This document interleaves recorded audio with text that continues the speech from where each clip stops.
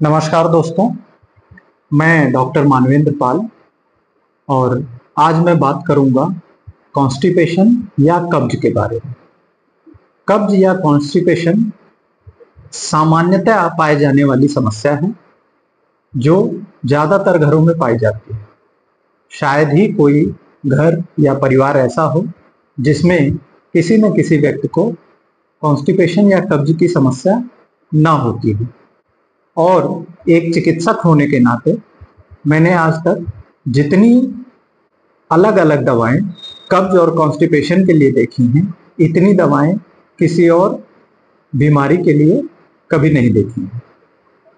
कब्ज और कॉन्स्टिपेशन की अगर बात करें तो इसे बताने का हर रोगी का तरीका अलग अलग है।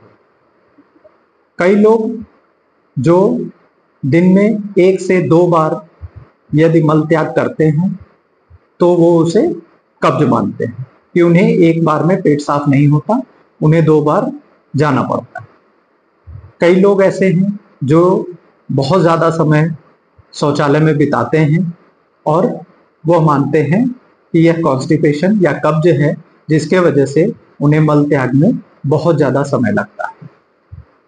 तो समस्या कोई भी हो, किसी भी तरीके से बताई जा रही हो, लेकिन कब्ज ज़्यादातर हमारी गलत आदतों और गलत खान पान का नतीजा होता है। मैंने ज़्यादातर इसलिए कहा क्योंकि कुछ बीमारियां हैं जिसके वजह से कब्ज या कॉन्स्टिपेशन की शिकायत होती है, लेकिन ऐसी बीमारियां बहुत कम लोगों में पाई जाती हैं। ज़्यादातर जिन लोगों को कब्ज या कॉन्स्टिपेशन की शिकायत होती है, उन लोगों के खान पान या गलत आदतों की वजह से ही उनमें कॉन्स्टिपेशन या कब्ज की समस्या पाई जाती है। गलत आदतों में सबसे सामान्यतः जो आदत पाई जाती है वह यह है कि समय निर्धारित ना होना। मतलब कभी 5 बजे उठ के मल त्याग के लिए जा रहे हैं, कभी 6 बजे जा रहे हैं, कभी 7 बजे जा रहे हैं। तो जो हमारे शरीर का बायोलॉजिकल क्लॉक है या जो हमारे शरीर में एक नित्य क्रियाओं के लिए एक समय निर्धारण है, वह नहीं हो पाता है और रोज रोज इसके बदलने की वजह से हमें कब्ज की शिकायत हो जाती है। दूसरा, हमारे खान पान का इसमें बहुत महत्वपूर्ण योगदान है। जितना हम रेशेदार या फिर फाइबर युक्त भोजन करते हैं, वह हमारी आंतों में जाकर पानी को रोकता है, जिससे आंतों के ऊपर प्रेशर पड़ता है और वह ब्रेन को सिग्नल देता है कि उसे खाली करने की आवश्यकता है। लेकिन हमारे अगर सुबह से शाम तक के भोजन में देखा जाए तो फाइबर्स बहुत कम होते हैं।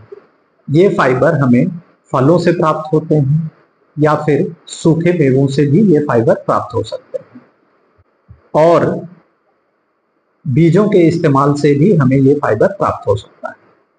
तो हमें ज़्यादा से ज़्यादा फलों का इस्तेमाल करना चाहिए, ज़्यादा से ज़्यादा रेशेदार भोजन का इस्तेमाल करना चाहिए, पानी ज़्यादा पीना चाहिए और फिर भी यदि हमारा पेट नहीं साफ हो रहा है तो हमें कोशिश करनी चाहिए कि हमें प्राकृतिक चीज़ों का इस्तेमाल करना चाहिए, क्योंकि कब्ज या कॉन्स्टिपेशन के लिए ज़्यादातर दवाएं जो बाजार में उपलब्ध हैं, उनके काम करने का तरीका लगभग एक जैसा ही है। वह हमारी आंतों में जाकर हमारी आंतों को इरिटेट करती हैं, हमारी आंतों में सूजन करती हैं, जिसके वजह से पेट साफ होता है।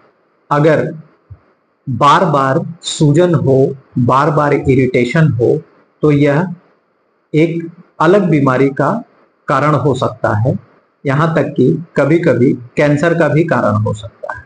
इसलिए बाजार में उपलब्ध दवाएं या फिर चूर्ण के इस्तेमाल से बचें। पेट साफ करने के लिए फलों का इस्तेमाल करें, पानी ज़्यादा पिएं।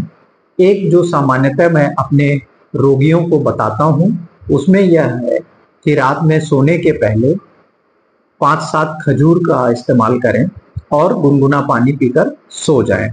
इससे पेट बहुत अच्छे से साफ हो जाता है।